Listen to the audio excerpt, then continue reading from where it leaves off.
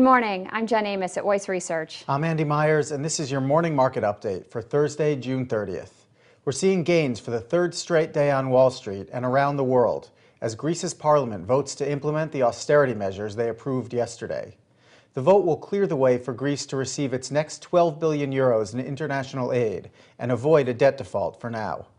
Investors are also reacting to the latest data on the U.S. labor market. 428,000 Americans filed first-time claims for jobless benefits last week, down just a bit from the previous week. Economists had been expecting a bigger decline. Meanwhile, the 4-week average of jobless claims, a more accurate gauge of employment trends, was essentially unchanged at just under 427,000. That number would have to remain below 400,000 for an extended period to signify a healthy labor market. On the corporate front, a big deal in the airline industry may be brewing. According to the Wall Street Journal, American Airlines is in active negotiations with both Boeing and Airbus to replace about 38% of its current fleet.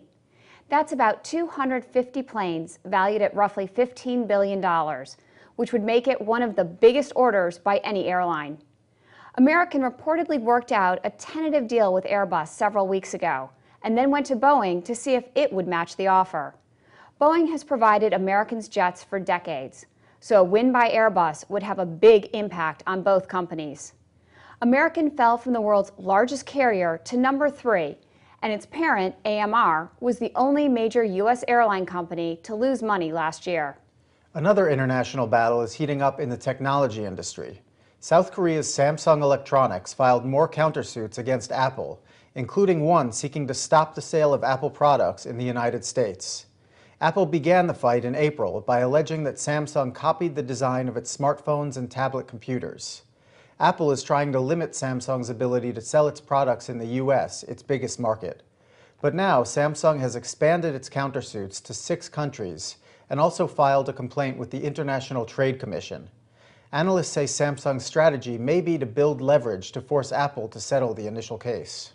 The biggest stock winner in the tech sector today is eBay. It's surging 5% on top of its more than 6.5% gain yesterday. The jump comes after the Federal Reserve passed a ruling to cut the fees retailers pay to accept debit card payments. The decision is expected to benefit eBay's PayPal unit. Both Bank of America Merrill Lynch and Citigroup upgraded the stock to buy on the news. And finally, Hewlett-Packard is gaining more than 3%.